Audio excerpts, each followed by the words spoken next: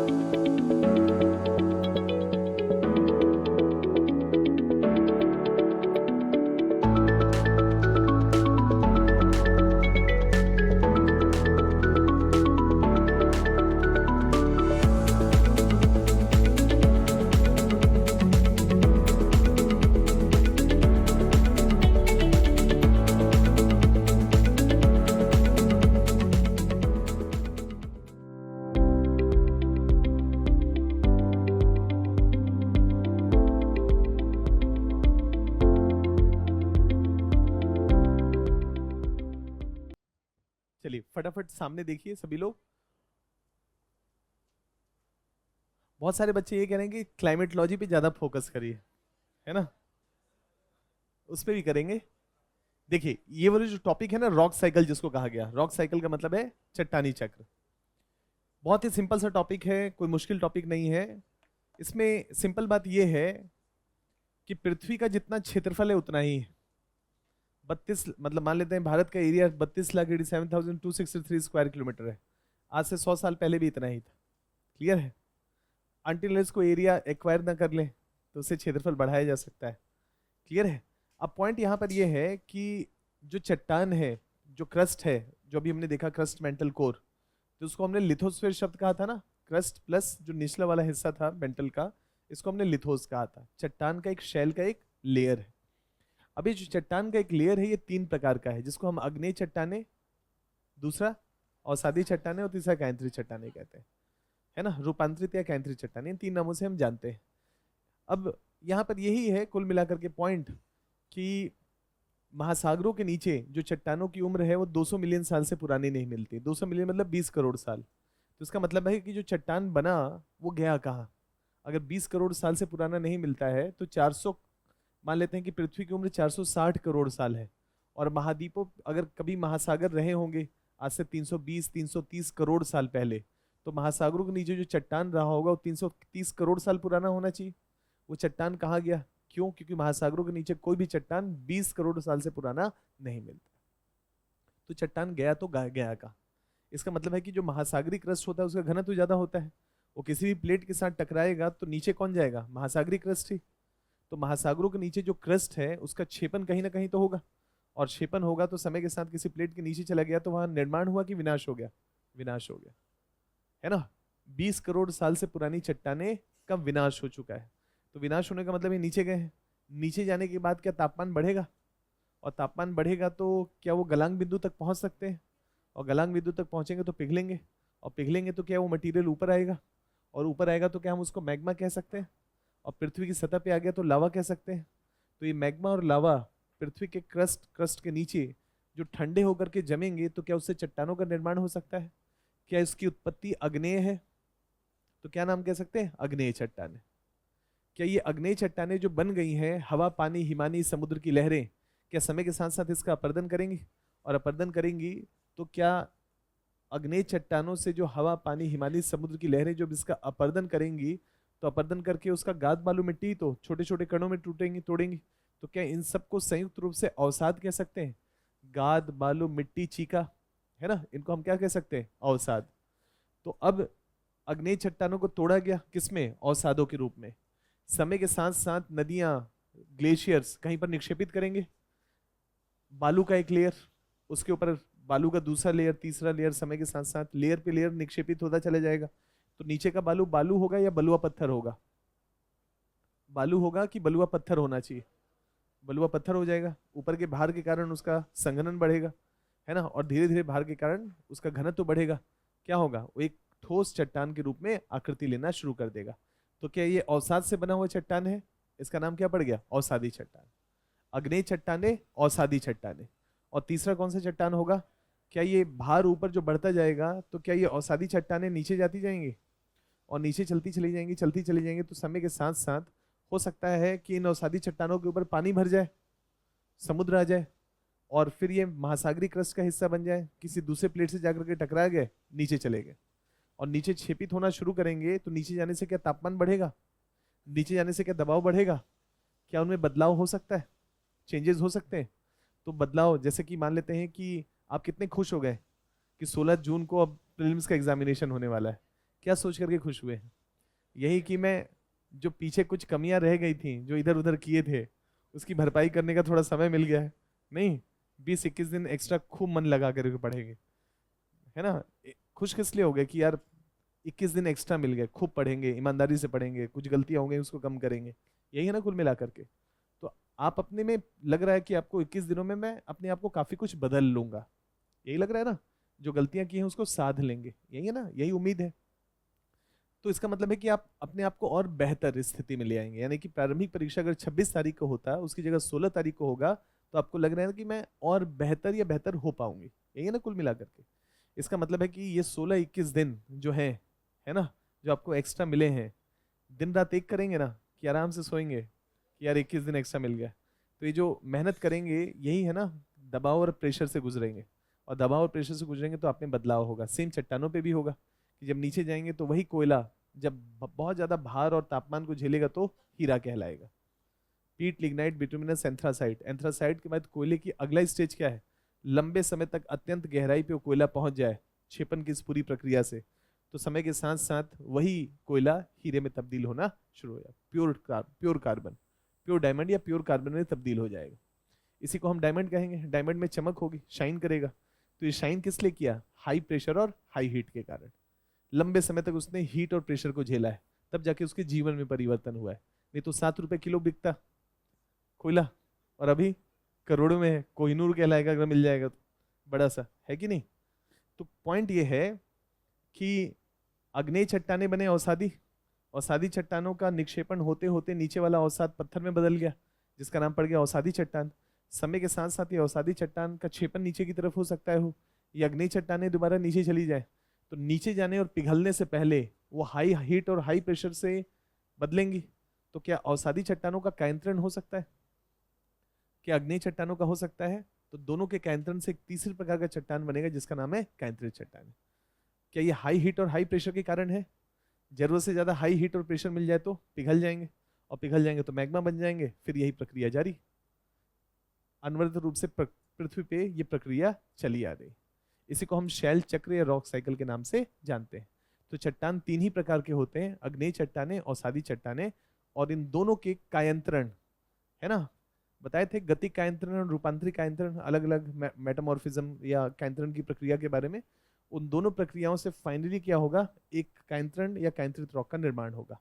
तो यूपीएससी आपसे क्या प्रारंभिक परीक्षा के पॉइंट ऑफ व्यू से जानना पड़ेगा कि अग्नेय चट्टानों के कुछ उदाहरण, अवसादी चट्टानों के कुछ उदाहरण, और कायंत्रित चट्टानों के कुछ उदाहरण। यही करेगा ना कि ये अवसादी चट्टान है, ये अग्नेय चट्टान है, या ये कायंत्रित चट्टान है। और पूछेगा, कुछ चट्टानों के नाम दे देगा और कहेगा कि इनमें से कौन कौन सी कायंत्रित चट्टानें हैं, इनमें कौन कौन सी अवसादी चट्टानें हैं, इनमें कौन कौन सी अग्नेय चट्टानें। ऐसे सवाल आपके सामने रखे जाएंगे। अब मान लेते हैं कि पहला है, फर्स्ट वाला, जिसका नाम है अग्नेय चट्टानें। अग्नेय चट्टानें, तो अग्नेय चट्टानें क्या मैग्मा के ठंडा होने की प्रक्रिया से बने हैं? तो जो भी चट्टान बने, उस चट्टान का जो केमिकल कंपोजिशन होगा, क्या वो मैग्मा की प्रकृति पे निर्भर करेगा कि मैग्मा अम्लीय है या क्षारीय है? अम्लीय का मतलब क्या हो गया? जिसमें सिलिका की मात्रा, मतलब बालू की मात्रा अपेक्षाकृत ज्यादा है। और क्षारीय का मतलब है जिसमें धात्विक खनिज, लोहे और मैग्नीशियम की मात्रा अपेक्षाकृत ज्यादा है। तो अगर क्षारीय लावा होगा तो लोहे का निर्माण होगा कि नहीं? मतलब अपेक्षाकृत धात्विक खनिजों का निर्माण ज्यादा होगा। और अगर अम्लीय लावा होगा तो इसका मतलब है कि बालू से बने हुए, या आप कह सकते हैं कि अम्लीय प्रकार के निक्षेपण या अम्लीय प्रकार के चट्टानों का निर्माण अपेक्षाकृत ज्यादा होगा। बालू का कलर हल्का होता है या डार्क कलर का होता है, तो इसका मतलब है कि अम्लीय लावा से बनी हुई चट्टानों का रंग हल्का होगा, और जो क्षारीय लावा होगा उसमें लोहे की मात्रा ज्यादा होगी तो गहरे रंग का होगा। तो इसका मतलब है कि डार्कर कलर का जो लावा से निक्षेपण हुआ होगा या लावा से जो चट्टानें बनेंगी वो क्षारीय लावा का उदाहरण हो जाएंगे कि नहीं? क्लियर हो गया? तो यूपीएससी ऐसा ही कुछ सवाल आपके सामने रखेगा, अग्नेय चट्टानें, अवसादी चट्टानें और कायांतरी चट्टानें, और फिर उनका कायांतरण कराएगा, अग्नेय, अवसादी और कायांतरी चट्टानें। अब जब अग्नेय चट्टानों को हम देखते हैं या अग्नेय चट्टानों को देखते हैं तो मैग्मा के गर्म और ठंडे होने की प्रक्रिया से बनेंगे, और मैग्मा के गर्म और ठंडे होने की प्रक्रिया से ये इंट्रूसिव भी हो सकते हैं, मतलब मैग्मा ऊपर नहीं पहुंच पाया, नीचे ही रह गया, और मैग्मा ऊपर आ गया, एक्सट्रूसिव हो गया, निक्षेपण हो गया, और उसका शीतलन हो गया, उस पूरी प्रक्रिया से बनेंगे। तो इसका मतलब है कि, इसका मतलब ये है कि मैग्मा सतह के नीचे भी हो सकता है और सतह के ऊपर भी आ सकता है ना? इसमें हमने रवों के आकार के बारे में चर्चा किया था, जिसको क्राइस्टल्स कहा जाता है, कि एक हीरा होता है उसमें क्राइस्टल का या रवों का आकार बहुत बड़ा होता है। रीजन कि पृथ्वी के अत्यंत गहराई में वो तपता है ना, गर्म होता है, और धीरे धीरे करके ठंडा होता है, और धीरे धीरे ठंडा होने से रवों का क्राइस्टल का आकार बड़ा हो जाता है। कोई भी एक चट्टान है वो इमिडिएटली पृथ्वी की सतह पर आकर के लावा है और सतह पे आ जाए तो इमिडिएटली जल्दी से ठंडा हो जाएगा, और जो भूगर्भ में होगा वो वायुमंडल से तो दूर है, हवा, पानी, हिमानी, समुद्र की लहरें, इन सब से दूर है, तो ठंडे होने में समय लगेगा, ठंडे होने में समय लगेगा तो रवों का आकार बड़ा हो जाएगा। सेम केमिकल कंपोजिशन हो, सेम अम्लीय लावा हो, सेम क्षारीय लावा हो, लेकिन सतह के नीचे होगा तो क्राइस्टल या रवों का आकार बड़ा हो जाएगा, और सतह के ऊपर आ जाएगा तो रवों का आकार छोटा हो जाएगा। क्लियर है? तो क्या अग्नेय चट्टानें रवेदार चट्टानें होती हैं? होती हैं। रवों का आकार बड़ा और छोटा, क्योंकि ठंडे, गर्म को ठंडे होने की प्रक्रिया से रवों का निर्माण होगा। ठंडे होने की प्रक्रिया धीमी है तो रवों का आकार बड़ा हो जाएगा, ठंडे होने की प्रक्रिया अत्यंत तेज है तो रवों का आकार छोटा हो जाएगा। तो किसी भी चीज को गर्म करके ठंडा करेंगे तो उसमें रवे तो होंगे, बस समस्या यह है कि रवों का आकार बड़ा होगा कि छोटा होगा। कई बार आप देखते होंगे कुछ लोग हीरो की अंगूठी पहनते हैं, और हीरो की अंगूठी में हीरे बहुत छोटे छोटे हैं, इसका मतलब है रवों का आकार, वो जो क्राइस्टल है बहुत छोटा है। कई बार आप देखते हैं सॉलिटायर, या पढ़ेंगे ना गूगल में सॉलिटायर, कि डायमंड है जो एक ही है, बड़े साइज का है, जो लोग पहनते हैं, उसमें वो बड़े क्राइस्टल है, तो इसका मतलब वो हीरा ज्यादा गहराई पे ठंडा हुआ होगा, ज्यादा गहराई पे और धीमी धीमी गति से ठंडा हुआ होगा, जिससे उसके रवे का आकार या क्राइस्टल का आकार बड़ा होगा। तो कौन सा हीरा महंगा बिकेगा, छोटा वाला या बड़ा वाला? तो जो तपता है, जो गर्म होता है, उसी को, है ना, उसी को दुनिया पूजती है, आप कह सकते हैं कि सम्मान करती है। तो जो हीरा है, जो क्राइस्टल है, उसका आकार बड़ा होने का कारण क्या है? कि वो तपा है और धीमी धीमी गति से ठंडा हुआ है, तब जाकर के वो कमांड कर पाए, मतलब रवों का आकार उसका अपेक्षाकृत बड़ा हो पाए। तो क्या अग्नेय चट्टानें रवेदार चट्टानें होती हैं, ऐसा यूपीएससी कहेगा तो ठीक होगा। अगर ये कहे कि केवल अम्लीय चट्टानें ही रवेदार होती है तो स्टेटमेंट गलत होगा, या क्षारीय लावा ही केवल रवेदार होता है तो स्टेटमेंट गलत होगा। अम्लीय और क्षारीय दोनों लावा से बने या दोनों लावा से जो चट्टानों का निर्माण हुआ है वो रवेदार चट्टानों के उदाहरण होंगे। तो जैसे सपोज करिए कि यहाँ पर लिखा हुआ है आंतरिक चट्टान, इसमें से एक नाम लिखा हुआ है ग्रेनाइट, ठीक है, एक नाम क्या लिखा हुआ है? ग्रेनाइट और यहाँ पर लिखा हुआ है बेसाल्ट, और ये क्या लिखा हुआ है? Extrusive rocks. तो दोनों में किसके रवे का आकार बड़ा होगा, ग्रेनाइट का या बेसाल्ट का? आराम से सोचिए और बताइए। जो नीचे होगा वो तेज गति से ठंडा होगा या धीमी गति से ठंडा होगा? और धीमी गति से ठंडा होने से रवों का आकार बड़ा हो जाता है, तो किनमें रवों का आकार बड़ा होगा? ग्रेनाइट का, ठीक है। और बेसाल्ट तेज गति से ठंडा होगा, ऊपर आकर के सतह पे निक्षेपण हुआ, उसमें पवन चलना शुरू कर दिया, पवन कुछ हीट लेकर के चला गया, वर्षा हुई, कुछ वर्षा ने उसके हीट को कम कर दिया, अलग अलग तरीके से उसका हीट या उसकी गर्माहट जल्दी ठंडी, उसको समय ही नहीं मिला कि वो अपने रवों के आकार को प्रभावी रूप से बड़ा कर पाता, रवों का आकार छोटा हो जाएगा। क्लियर हो गया? तो यूपीएससी अगर आपसे पूछता है कि इनमें से किनके रवों का आकार बड़ा होगा, तो जो भी नीचे होंगे, है ना, क्रिस्टल्स बनते हैं, बड़े क्रिस्टल्स बनते हैं। क्यों? ठंडे होने की प्रक्रिया धीमी है, इसके तहत क्रिस्टल महीन होता है, छोटा होता है। क्यों? क्योंकि ठंडे होने की प्रक्रिया धीमी है या तेज है। मतलब ऐसे करके भी स्टेटमेंट हो सकता है दे कि अगर धीमे होने की प्रक्रिया अत्यंत तेज गति की है तो क्राइस्टल का आकार बड़ा हो जाता है, छोटा हो जाता है। अगर धीमे होने की प्रक्रिया बहुत स्लो है तो क्रिस्टल या रवों का आकार अपेक्षाकृत बड़ा हो जाता है। ऐसे कुछ स्टेटमेंट है तो ध्यान में रखना है। और बाकी पढ़िएगा इसके बारे में, काफी कुछ चर्चा तो की ही है। और सादी चट्टाने जो हैं वो टूटेंगी, और टूटने की प्रक्रिया से जो भी निक्षेपण होगा उसको बताए थे ना, अलग अलग नाम बताए थे, बलुआ पत्थर बताए थे, कॉन्ग्लोमरेट्स बताए थे, और क्या बताए थे, सैंड स्टोन, सिल्ट स्टोन, ऐसे बहुत सारे, मतलब अलग अलग। गाद, बालू, मिट्टी, चीका, इसके आधार पे अगर बालू होगा तो उसको क्या कहेंगे, बालू होगा तो उसको कहेंगे बलुआ पत्थर, सैंड स्टोन, जिससे लाल किला बना हुआ है, दोनों आगरा का भी और दिल्ली का भी। क्या नाम है, रेड सैंड स्टोन। यानी कि बालू, बालू जो है वो पत्थर का रूप ले लिया। जब हम, है ना, कोई बता सकता है चीका से बने हुए चट्टान को क्या कहेंगे, चीका से बना हुआ, गाद, बालू, चीका, याद आ रहा है? या बालू से सैंडस्टोन बना, उसके बाद उससे महीन कम क्या होगा, गाद या चीका? गाद होगा ना, कि चीका होगा? गाद, और उससे बारीक क्या होगा, चीका। उसके बाद फिर क्या होगा, सैंडस्टोन के बाद, बलुआ पत्थर के बाद, भूल गए? आगे पार्ट, पीछे पूरा सपाट? हाँ, क्लास में नहीं बताए थे? सिल्ट स्टोन, याद आ रहा है? और चीका से बना हुआ सिस्ट। ठीक तो बोल रहे हैं, सिस्ट। कहाँ दिक्कत है ना? दिखाए भी थे डायग्राम। तो ऐसा यूपीएससी आपसे पूछ सकता है, इधर गाद लिख देगा, बालू लिख देगा, और चीका लिख देगा, और कहेगा, और चौथा कुछ भी लिख देगा अग्नि चट्टानों के संदर्भ में, और कहेगा कि इनसे किस प्रकार की चट्टानों का निर्माण होगा। चलिए, यहाँ पर लिखा है ग्रेनाइट और यहाँ लिखा है बेसाल्ट, ठीक है, दो लिखा है। रवेदार तो समझ गए। इसमें से कौन सा अम्लीय लावा से बना हुआ है, ग्रेनाइट और बेसाल्ट में से?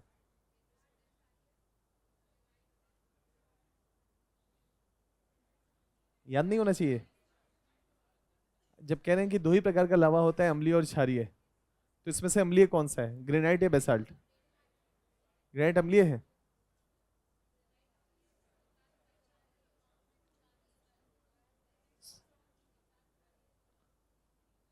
आप ही से उम्मीद है अब। ग्रेनाइट,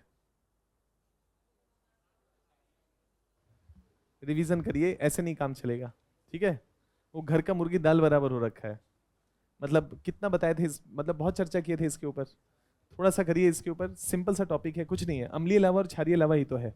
ग्रेनाइट का रंग हल्का होता है, हल्के रंग का होता है। ग्रेनाइट देखिए ना, घर भर में जनरली हल्के रंग का होता है। तो कौन सा होगा, अम्लीय लावा होगा। बेसाल्ट जो होता है वो क्षारीय लावा। ये बताया था, ठीक। अच्छा, ये बेसाल्ट है, ये बेसाल्ट किसका है, क्षारीय लावा का उदाहरण है। क्षारीय, इंट्रूसिव या एक्सट्रूसिव, मतलब बाहरी वाला है या आंतरिक वाला है? तो इसका आंतरिक वाले का नाम क्या पड़ेगा, गैब्रो। और ये जो ग्रेनाइट है ये इंट्रूसिव है, तो बाहरी वाले का नाम क्या पड़ेगा, रायोलाइट। अम्ल, अम्ल का मतलब क्या है, सिलिका की मात्रा, बालू की मात्रा। तो अगर रवेदार हो जाएगा तो धीमी गति से ठंडा हुआ है, और धीमी गति से अंदर है तो धीमी गति से ठंडा हुआ है, तो रवेदार हो गया। इसका मतलब इंट्रूसिव है, क्या बन गया, ग्रेनाइट। और यही अगर तेज गति से ठंडा हो जाए तो पृथ्वी की सतह पे होगा, ये क्या बन जाएगा, रायोलाइट। तो रायोलाइट और ग्रेनाइट दोनों अम्लीय लावा के उदाहरण हैं, कई बार बताए हैं ये बात। और इसके नीचे जो लावा है, मतलब जो अम्लीय लावा के अलावा जो क्षारीय लावा है, इसमें दो उदाहरण हमेशा दिए थे, गैब्रो और बेसाल्ट। पृथ्वी, भारत पे बेसाल्टिक लावा का प्रवाह हुआ है, यानी कि भारत पे जो प्रायद्वीपीय भारत है उसके सतह पे आकर के एक लावा फैल गया, जिसमें लोहे की मात्रा ज्यादा थी, उसका नाम क्या पड़ गया, बेसाल्टिक लावा। तो इसमें क्या होगा, रवों का आकार छोटा हो जाएगा। यही बेसाल्टिक लावा अगर पृथ्वी की सतह पे आकर ना होकर के पृथ्वी के नीचे जम जाता, पृथ्वी की सतह तक नहीं पहुंच पाता, तो उसमें रवों का आकार बड़ा हो जाता, तो उसको क्या कहते थे, गैब्रो। तो गैब्रो, बेसाल्ट, ग्रेनाइट और रायोलाइट, याद रखना चाहिए कि नहीं, इसको याद रखिएगा। एंडेसाइट भी मतलब एक कायंत्रण के प्रोसेस की तरफ बढ़ गया है, अभी आ रहा है ना, कायंत्रण की तरफ बढ़ गया है। जैसे जैसे मान लेते हैं हमने कहा शैल है, तो शैल का कैंतरण हो सकता है ना। ये जो ग्रेनाइट है, रायोलाइट है, इसका कैंतरण हो सकता है ना। जो बलुआ पत्थर है उसका कैंतरण हो सकता है कि नहीं हो सकता है, उसका ही कैंतरण हो सकता है। तो कैंतरण की तरफ भी बढ़ना पड़ेगा। तो यहाँ पहले इसको देख लीजिए, अग्नि वाला क्लियर हुआ। अग्नि के बाद अगला जो है वो अवसाद, हवा पानी हिमानी। मान लेते हैं कि अग्नि चट्टान है, इंट्रूसिव है एक्सट्रूसिव है, आंतरिक ही बना हुआ है, ऊपर की लेयर का अपर्दन हो गया, तो जो आंतरिक रूप से निक्षेपण है वो बाहर आ जाएगा, सतह पे आ गया, उसका समय के साथ साथ हवा पानी हिमानी समुद्र की लहरों के द्वारा अपर्दन करना शुरू कर दिया गया। अब अपर्दन हुआ तो अवसाद बने, गाद बालू मिट्टी चीका। अगर बहुत बारीक है तो चीका, मोटे हैं तो बालू, और अगर कंकड़ पत्थर हैं, कंकड़ पत्थर हैं तो कंकड़ पत्थर बन जाएंगे। तो कंकड़ पत्थर या कंकड़, बालू, गाद, और उसका फाइनल चीज क्या हो जाएगा, चीका। जैसे अगर मान लेते हैं कि हम दुनिया के सबसे बड़े डेल्टा में है, सुंदरवन का डेल्टा, तो डेल्टाई क्षेत्र में नदी को जितना अपर्दन करना था, जितना बारीक करना था मटेरियल को कर लिया। तो सुंदरवन के डेल्टा के आसपास चीका और गाद की मात्रा ज्यादा होगी, और गंगा के मैदान या हरिद्वार के पास जाएंगे तो कंकड़ बहुत होगा, या बालू की मात्रा या बालू के भी कण महीन न होकर के अपेक्षाकृत बड़े होंगे। और जैसे जैसे नदी के साथ आगे बढ़ते चले जाएंगे, अब घर्षण शनि घर्षण अलग अलग प्रक्रियाओं से फाइनर फाइनर फाइनर होते चले जाएंगे, है ना। तो पूरे उत्तर भारत के मैदान में कहीं पर बालू ज्यादा मिलता है, कहीं पर गाद ज्यादा मिलता है, और कहीं पर चीका मिलता है। निर्भर करता है कि घर्षण की प्रक्रिया कहाँ पर सर्वाधिक हुई। तो निचले नदी के निचले हिस्से में घर्षण की प्रक्रिया ज्यादा होगी तो फाइनर पार्टिकल होंगे। तो इसका मतलब है कि गंगा के मैदान के निचले हिस्से में, यानी कि गंगा ब्रह्मपुत्र के डेल्टा के नीचे चीका से बना हुआ पत्थर होना चाहिए, और लाल किला बना हुआ है बीच वाले मैदानी हिस्से से। तो यहाँ पर बालू की मात्रा ज्यादा है तो बलुआ पत्थर ज्यादा है। इसकी खुदाई की गई तो नीचे क्या मिला, सैंडस्टोन मिला। क्यों, क्योंकि बालू की मात्रा ज्यादा थी। उसी बालू को निकाला, लाल किला बना दिया। तो यहाँ पर अग्नेय चट्टाने हैं, अग्नेय का अवसाद, टूटी हुई चट्टानों के पदार्थों का परिवहन पवन हिम और इन सब चीजों से हुआ। तो क्या ऐसे सोचें, मुझे ये बताइए कि एक नदी बही और उसने गाद बालू मिट्टी का निक्षेपण कर दिया, और क्या ये प्रक्रिया हजारों लाखों सालों से लगातार चल रहा है? चल रहा है। तो ऊपर ऊपर जो भी गाद बालू मिट्टी का निक्षेपण हो रहा है, नीचे क्या भार बढ़ रहा है? और नीचे भार बढ़ रहा है तो क्या ऊपर से नीचे तक जो गाद बालू मिट्टी का निक्षेपण हुआ है सभी एक साथ चट्टान बन जाएंगे, या सबसे पहले नीचे वाला चट्टान बनेगा? सबसे पहले नीचे वाला चट्टान बनेगा। ऊपर निक्षेपण होता जाएगा तो इसके ऊपर वाले पे भी भार बढ़ा, तो क्या ये चट्टान के रूप में होगा? तो एक दूसरा लेयर विकसित हुआ। फिर ऊपर गाद गाद बालू मिट्टी का निक्षेपण हो रहा होगा तो तीसरा लेयर। ऊपर लगातार ये प्रक्रिया चल रही है तो भार बढ़ता गया। तो जो अभी बालू था, ऊपर भार बढ़ने के कारण अब चट्टान। तो क्या परतों में अवसादी चट्टानों का निर्माण हो रहा है कि एक साथ ऊपर से नीचे तक विकसित हो गए? तो इसीलिए अवसादी चट्टानें क्या होती हैं, परतदार चट्टानें होती हैं। अग्नेय चट्टानें परतदार क्यों नहीं होती कि एक साथ मैग्मा निकला, फैला और एक साथ ठंडा हो गया, तो ऊपर से नीचे तक एक ही लेयर है। लेकिन अवसादी चट्टानें ऊपर से नीचे तक एक लेयर में नहीं बनती है, सबसे पहले नीचे वाला बनेगा। ऊपर वाले पे भार कम है, तो समय के साथ जब ऊपर वाले पे भार बनेगा तो फिर उस नीचे वाला फिर से ऊपर, फिर भार बढ़ा, फिर नीचे। तो इसका मतलब है कि अवसादी चट्टानें पूरी एक मतलब एक साथ विकसित ना होकर के परतों में विकसित होती है। इसलिए अवसादी चट्टानें क्या होती हैं, परतदार चट्टानें होती है ना। अब ये परतदार चट्टानें हो गई। अब यहीं पर लिखा हुआ है कि इसके निर्माण के तरीके क्या होंगे, तो एक यांत्रिक तरीका, बहता जल पवन समुद्री धाराएं ये सब तोड़ेंगी। तो इसका मतलब है कि एक पत्थर था उसको पानी तोड़ रहा है, हिमानी तोड़ रहा है, हवा पवने समुद्र की लहरें तोड़ रही हैं। तो क्या गाद बालू चीका कह सकते हैं? कह सकते हैं। इसी में जो दूसरा प्रक्रिया है वो क्या है, दूसरा प्रक्रिया यह है कि क्या कुछ जीवाश्म हो सकते हैं, है ना। तो यहाँ पर दूसरा क्या है, कार्बनिक रूप से गठित, जैसे पादप है। पादप का मतलब है पेड़ पौधे। पेड़ पौधे जो होंगे, अब इसको आराम से सोचिए कि कोयला है, यानी कि कोई जीव है। जैसे मान लेते हैं कि कछुआ ही है। कछुआ का बाहरी हिस्सा किससे बना हुआ है, कैल्शियम का बना हुआ है, और अंदर वाला वो गुजर गया समय के साथ साथ। ऐसे ही मान लेते हैं कि शंख है, सीपियां हैं, अलग अलग जो भी, जिसका ऊपर वाला कैल्शियम का लेयर बना हुआ है, समय के साथ साथ गुजरता गया। समुद्र के तट तट पे या तलछट पे, बॉटम पे ऐसे कैल्शियम का लेयर निक्षेपित होता चला गया, और कैल्शियम का लेयर निक्षेपित हो गया। तो कैल्शियम का फॉर्मूला क्या है, Ca। Ca है ना उसका। अब कैल्शियम का जो फॉर्मूला है वो Ca है, और ये कैल्शियम किस में है, पानी में है, H2O पानी में है, H2O का फॉर्मूला हो गया। अब क्या पानी में विभिन्न प्रकार के गैसेस घुलनशील हैं, तो क्या इसमें कार्बन भी हो सकता है? तो पानी में अगर कार्बन हुआ CO2, तो क्या H2O के साथ रिएक्ट करके H2CO3 बना सकता है, जिसको हम कार्बोनिक एसिड कहेंगे। तो कार्बोनिक एसिड एक अम्ल है। अब ये जो H2CO3 जब इस कैल्शियम के साथ टकराएगा, तो क्या कैल्शियम को कार्बोनिक एसिड घोल सकता है? तो घोल देगा तो क्या बनेगा, CaCO3, जिसको कैल्शियम कार्बोनेट कहा जाए। और घोल करके जहां पर भी समुद्र का कोई हिस्सा है, समय के साथ साथ वाष्पीकरण हो गया, तो कैल्शियम कार्बोनेट छूट जाएगा, एक लेयर वहां पर एकत्रित हो गया। तो कहीं पर जो कैल्शियम कार्बोनेट समय के साथ साथ एकत्रित होगा, तो इसी CaCO3 को हम चूना पत्थर कहते हैं, कि कैल्शियम को के साथ H2CO3 ऐड हुआ, उसको घोल दिया, और घोलने के बाद उसको महीन कणों में तब्दील कर दिया, वाष्पीकरण हुआ, और नीचे वो पतला सा जो भी CaCO3 था वो रह गया, और वो क्या बन गया, चूना पत्थर। क्लियर है? तो कैल्शियम का चूना पत्थर बन सकता है, बन सकता है किसके साथ घुल करके, CO2 के साथ। पानी में CO2 घुल जाए, H2CO3, और फिर वो कैल्शियम के साथ रिएक्ट करे तो CaCO3 का निर्माण कर दे। इसी को हम कैल्शियम कार्बोनेट कहते हैं, या इसी को हम चूना पत्थर कहते हैं। तो क्या चूना पत्थर का निक्षेप एक जैविक निक्षेप है? अब क्या ये भी परतों में मिलेगा? ये तो चूना था ना, एक निक्षेप, दूसरा, तीसरा, चौथा, पांचवा, छठवां, सातवां, तो क्या नीचे वाला चूना चूना पत्थर बन जाएगा? और समय समय के साथ ऊपर निक्षेपण होगा तो दूसरा लेयर, तीसरा लेयर, चौथा लेयर, पांचवा लेयर, है ना, इस तरह से निक्षेपण होता चला जाएगा। जो चूने पत्थर के अलग अलग लेयर्स मिलेंगे, और सादी चट्टान का उदाहरण हो गया। सेम चीज अगर हम देखें, वही लकड़ी है, नीचे एकत्रित हो गया, उसके ऊपर गाद बालू मिट्टी इकट्ठा हो रहा है, वही लकड़ी धीरे धीरे करके किसमें तब्दील हो रहा है, हाई हीट और प्रेशर के कारण पीट, लिग्नाइट, बिटुमिनस और एंथ्रासाइट। कोयला एक अवसादी चट्टान का उदाहरण हो गया। और कोयला हमको लेयर्स में मिलता है ना, हीट और प्रेशर से बना है। एक लकड़ी है, नीचे दब गया पूरा जंगल, सपोज करते हैं, भूकंपीय गतिविधि हुई, जो भी फैक्टर्स हुए, उसके पर गाद बालू मिट्टी का निक्षेपण हो गया, तो नीचे जो लकड़ी है ये समय के साथ साथ पीट, लिग्नाइट, बिटुमिनस में तब्दील हो रहा है। अब समय के साथ साथ इसके ऊपर जो पेड़ पौधे उग आए थे वो फिर नीचे टूट सकते हैं, फिर गाद बालू मिट्टी का निक्षेपण हो गया, फिर तीसरा, फिर चौथा, ऐसे करते करते सबसे नीचे वाला ऊपर वाले सब भार को झेल रहा है, तो क्या ये पत्थर बन जाएगा, ये एक पत्थर में तब्दील हो जाएगा।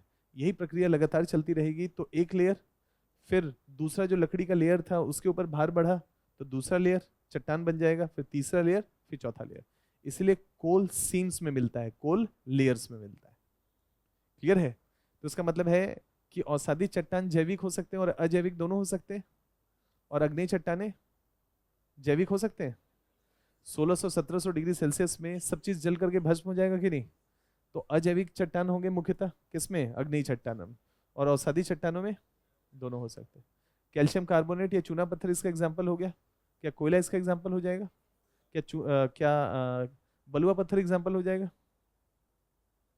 औषधि चट्टान का उदाहरण यांत्रिक प्रक्रिया से नहीं बना है, तो औषधि चट्टान का उदाहरण नहीं है। चूना पत्थर होगा, कोयला होगा, ये किस प्रक्रिया से बने हुए? कार्बनिक प्रक्रिया से। लेकिन क्या केवल कार्बनिक प्रक्रिया से औषधि चट्टानें बनेंगी, या बालू से बलुआ पत्थर बन सकता है? तो ये प्रक्रिया को हमने यांत्रिक प्रक्रिया कहा कि नहीं? तो इसका मतलब है कि मैकेनिकल प्रोसेस से भी बन सकते हैं और जैविक प्रक्रिया से भी बन सकते हैं। ऐसा स्टेटमेंट होगा तो ठीक होगा स्टेटमेंट, ये ध्यान रखना है। अब ये बताइए कि क्या यही जो कोयला है, यही कोयला जो है, ये क्या कोयला हो सकता है कि ऊपर लगातार लेयर पे लेयर एकत्रित होता चला जाए, तो क्या नीचे चलता चला जाएगा? और नीचे चलता चला जाएगा ये कोयला, तो क्या हाई हीट और हाई प्रेशर की स्थिति होगी? और क्या जब तापमान बढ़ेगा तो कोयला ग्रेफाइट में तब्दील होगा, जो पेंसिल आप लिख रहे हैं, है ना? अब इसको पिघला करके दिखाइए, इसको आप, बाहर का लकड़ी जल जाएगा, लेकिन अगर आप इसको हीट में डालेंगे तो ये ग्रेफाइट नहीं जलने वाला है, कोयला जल जाएगा लेकिन ये नहीं जलेगा। इसका गलांग बिंदु है 3500 डिग्री सेल्सियस, 3500 डिग्री सेल्सियस। तो ग्रेफाइट का जो गलांग बिंदु है वो लोहे से भी ज्यादा है। लोहा 1600 डिग्री सेल्सियस में पिघल जाएगा, लेकिन ये ग्रेफाइट नहीं पिघलेगा। क्लियर है? क्यों? क्योंकि इसने हाई हीट और हाई प्रेशर को झेला है। इसकी प्रकृति यही है, ये बचा इसीलिए रह गया है क्योंकि पृथ्वी गर्भ में पहुंच करके अत्यंत गहराई तक पहुंचा, और अत्यंत गहराई में पहुंच करके इसका कायंत्रण हुआ, और इसने जीना सीखा कि यार इस हीट और इस प्रेशर में सरवाइव करना है तो अपना घनत्व तो बढ़ाना पड़ेगा, और अपेक्षाकृत अपने क्राइस्टल की संरचना ऐसी करनी पड़ेगी कि हीट अंदर ट्रैप नहीं हो पाए। इसीलिए न्यूक्लियर रिएक्टर्स के जो इनर, जो जहां पर न्यूक्लियर रिएक्टर होता है ना, जहां हीट जनरेट होता है, उसका इनर बॉडी लोहे का नहीं बनाया जाता है, ग्रेफाइट का, क्योंकि लोहा तो 1600 डिग्री सेल्सियस में पिघल जाएगा। अगर हीट रिलीज हो गया और 1600 डिग्री सेल्सियस पहुंच गया तो न्यूक्लियर रिएक्टर ब्लास्ट कर जाएगा। तो किसके बनाए जाते हैं? ग्रेफाइट के बनाए जाते हैं, जिसका क्या है गलांग बिंदु, मेल्टिंग पॉइंट 3500 डिग्री सेल्सियस। तो न्यूक्लियर रिएक्टर के इनर हिस्से में क्या इस्तेमाल होता है? ग्रेफाइट, क्योंकि ग्रेफाइट ने अत्यंत गहराई पे हाई हीट और हाई प्रेशर को झेला है। अब यही ग्रेनाइट हाई हीट और हाई प्रेशर को झेल रहा है और गहराई में पहुंच गया, और फिर भी कह रहा है नहीं पिघलूंगा, नहीं पिघलूंगा, नहीं पिघलूंगा, तो क्या बन जाएगा? हीरा बन जाएगा, डायमंड। ये इसकी यात्रा है। उसके बाद क्या बनता है हमको नहीं मालूम है। उसके बाद हो सकता है कि नीचे पहुंच करके पिघल जाता होगा अत्यंत हाई हीट और प्रेशर में, और उसके बाद फिर ये कुछ और बन जाता होगा। लेकिन कोयले की यात्रा कहाँ समाप्त हो रही है, कहाँ कंप्लीट हो रही है? डायमंड बनने की। लेकिन उसके लिए अत्यंत गहराई में पहुंचना पड़ेगा कि नहीं? तो अत्यंत गहराई में जब पहुंचेगा तो होगा। और हमने नेपी फॉर्मेशन देखा था ना, या कभी क्लास में चर्चा की, किसी भी कारण से नीचे जो सबसे नीचे का लेयर है वो ऊपर आ जाए तो हमको हीरा मिल जाएगा, है ना? हीरा मिल जाएगा। नहीं तो हीरा मिलना नहीं चाहिए टेक्निकली। रीजन क्यों? अत्यंत गहराई में होता है।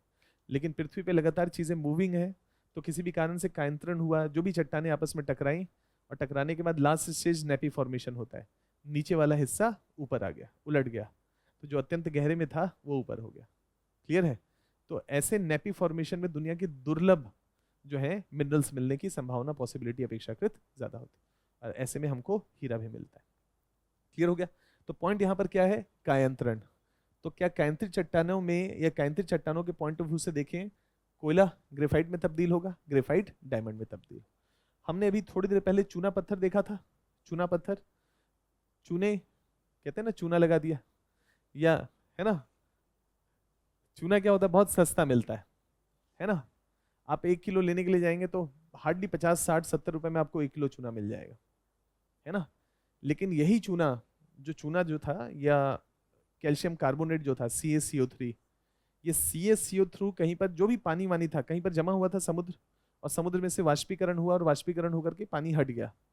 तो वो जो पानी में घुलनशील मटेरियल था CaCO3, चूना पत्थर, चूना पानी में घुल जाता है ना, वो क्या होगा? वो चूने के एक व्हाइट लेयर के रूप में वहां पर निक्षेपित हो गया, क्योंकि पानी वहां नहीं है।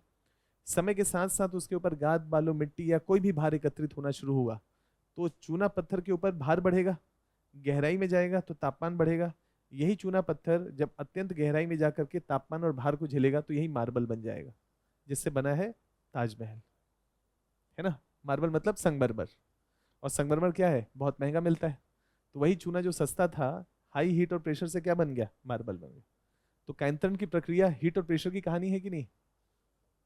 और हीट और प्रेशर की कहानी उसको मूल्यवान बना देती है कि नहीं? ठीक है? तो जीवन में भी सेम कॉन्सेप्ट है। अभी क्या है? चूना पत्थर, कोई नहीं पूछ रहा है ना? और क्या बन जाएंगे? मार्बल। हर कोई पूछेगा, है ना? अभी मान लेते हैं कि हर कोई कोयला सोच रहा है, तो इमेजिन करें कोयले से ही क्या बनता है? ग्रेफाइट और हीरा बनता है। तो मतलब यही यात्रा है, यही यात्रा है, यही नेचर है। तो इसी पे यूपीएससी कई बार सवाल पूछेगा। अब देखिए, मतलब इसी पे कई बार सवाल आपसे पूछेगा, इस पे कई बार चर्चा की है, तो इस पे आगे बढ़ते हैं। इन तीनों चट्टानों के कम से कम 4-4, 5-5 उदाहरण आपके पास होने चाहिए। अवसादी चट्टानों के कुछ उदाहरण, है ना, कायंत्रित चट्टानों के कुछ उदाहरण, और अवसादी चट्टानों के कुछ उदाहरण। अपेक्षाकृत आसाद होगा, एक बार पूछ लीजिए। हाँ, जो धात्विक चट्टान होते हैं वो सिर्फ अग्नेय में होते हैं। धात्विक कह रहे हैं? धात्विक, यस। धात्विक, अच्छा। जी। हाँ, जो धात्विक चट्टान होते हैं वो सिर्फ अग्नेय में होते हैं, फिर अवसादी में भी होते हैं? अग्नेय होते हैं। ओनली अग्नेय। मेटालिक एलिमेंट जो होता है, जी। देखिए, मेटालिक एलिमेंट का स्रोत जो है वो लावा है। लावा दो प्रकार का होता है, अम्लीय लावा और क्षारीय लावा। जैसे दुनिया भर में जो भी लोहे के निक्षेप हमको मिलते हैं देखने के लिए, उस निक्षेप का कारण है क्षारीय लावा।